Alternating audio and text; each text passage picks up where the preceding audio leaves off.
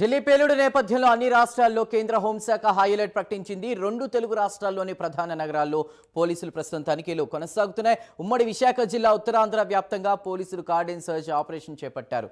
National highway ఇతర ప్రాంతాల్లో check పోస్టులు కూడా ఏర్పాటు చేశారు. అలాగే విశాఖ విమానాశ్రయం, seaport, railway station, bus complex వంటి రద్దీ ప్రదేశాల్లో ముమ్మరంగా తనిఖీలు కొనసాగుతున్నాయి.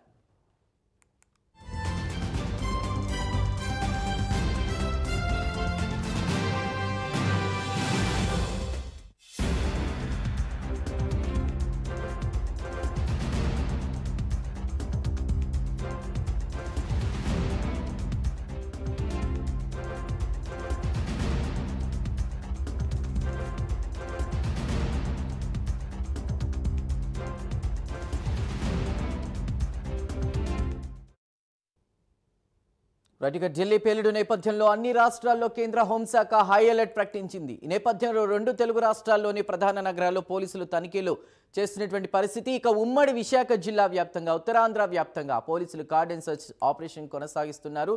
దీనికి సంబంధించిన పూర్తి డీటెయిల్స్ మా ప్రతినిధి చంద్రశేఖర్ అందిస్తారు. చంద్రశేఖర్, ఢిల్లీ పేలుళ్ల నేపథ్యంలో హై అలర్ట్ కొనసాగుతున్నట్టు తెలుస్తోంది. విశాఖలో పరిస్థితులు ఏంటి? తనిఖీలు ఏ విధంగా సాగుతున్నాయి?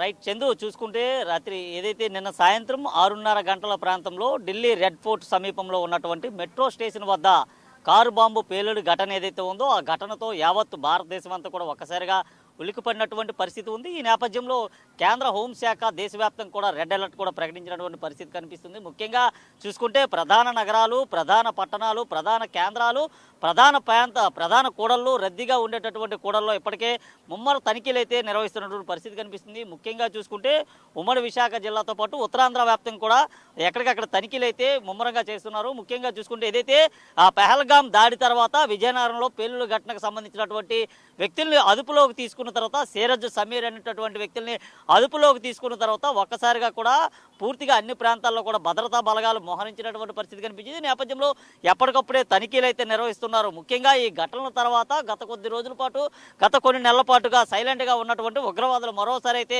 భారతదేశం పైన ఈ ఉగ్రదాడికి పాల్పడినట్లుగా తెలుస్తుంది. ఈ నేపథ్యంలో ఏ ఉగ్ర సంస్థ ఈ దాడికి పాల్పడిందనే దానిపైన ఇంకా అయితే ఆధారాలు ఎక్కడ కూడా లభించలేనటువంటి పరిస్థితి ఉంది. ఈ నేపథ్యంలో చూసుకుంటే మరొక 2 రోజుల్లో కూడా విశాఖలో జరగనున్నటువంటి ఏదైతే ఆ సిఐఐ సమ్మిట్కి సంబంధించినటువంటి అంశం నేపథ్యంలో వివిధ దేశాలకు సంబంధించి దాదాపు 44 దేశాలకు సంబంధించినటువంటి ఆ కీలకమైనటువంటి వ్యక్తులంతా కూడా ఈ సమ్మిట్లో భాగస్వామ్యం కానున్నారు, పెట్టుబడులు పెట్టనున్నారు. అలాగే ఏదైతే విశాఖ వ్యాప్తంగా జరిగేటటువంటి ఆంధ్ర యూనివర్సిటీ కళాశాల మైదానంగా జరిగేటటువంటి ఐసీసీ సమ్మిట్ ఏదైతే ఉందో ఈ సమ్మిట్కి దేశ ఉప ప్రధానితో పాటు ఆ రాష్ట్ర గవర్నర్, అలాగే కేంద్ర మంత్రులు, రాష్ట్ర మంత్రులు, వివిధ దేశాలకు సంబంధించినటువంటి నేతలంతా కూడా హాజరు కానున్న నేపథ్యంలో గట్టి భద్రతా బందోబస్తును కూడా ఏర్పాటు చేసినటువంటి పరిస్థితి అయితే కనిపిస్తుంది. ముఖ్యంగా ఏదైతే నిన్న ఢిల్లీలో జరిగినటువంటి ఆ ఘటన తర్వాత యావత్తు ఆ భారతదేశం అంతా కూడా రెడ్ అలర్ట్ అయితే ప్రకటించినటువంటి నేపథ్యంలో ఇటు ఉత్తరాంధ్రలో ఉన్నటువంటి అటు విజయనగరం కావచ్చు, శ్రీకాకుళం, విశాఖపట్నం ప్రాంతాల్లో కూడా భద్రతా బలగాలు భారీగా మోహరించినటువంటి పరిస్థితి కనిపిస్తుంది. ముఖ్యంగా ప్రధాన కూడళ్ళు, రద్దీ ప్రదేశాలు, రద్దీ ప్రాంతాలు ఏవైతే ఉన్నాయో ఆ ప్రాంతాల్లో ఎప్పటికప్పుడే తనిఖీలు అయితే నిర్వహిస్తున్నారు. నిన్న రాత్రి నుంచి కూడా ఉబ్బడిగా కూడా పూర్తిగా తనిఖీలు అయితే నిర్వహిస్తున్నటువంటి పరిస్థితి కనిపిస్తుంది.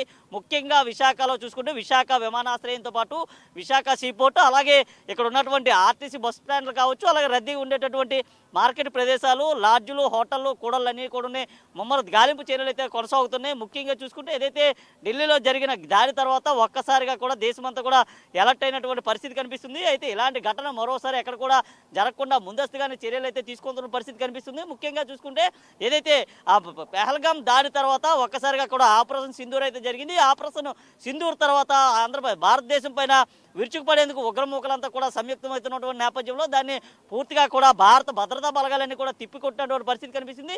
ఈ నేపథ్యంలోనే పూర్తిగా కూడా విజయనగరానికి సంబంధించినటువంటి సీరజ్ సమీర్ అనేటటువంటి 2 వ్యక్తులు పాకిస్తాన్తో ఆ చేతులు కలిపినట్టుగా తెలిసింది. ఈ నేపథ్యంలో వారిని అదుపులోకి తీసుకొని విచారణ అయితే కొనసాగుతుంది. అయితే భారతదేశంలో కొన్ని చోట్ల వాళ్ళంతా కూడా పేలుళ్లకు సంబంధించి కూడా నిర్ణయం తీసుకున్నట్లు తెలిసింది. ఈ నేపథ్యంలో దాన్ని పూర్తిగా కూడా నిర్వీర్యం చేసినటువంటి పరిస్థితి కనిపిస్తుంది. ఈ నేపథ్యంలో చూసుకుంటే గత కొంతకాలంగా కూడా ఎక్కడికక్కడే నిఘా ఏర్పాటు చేశారు.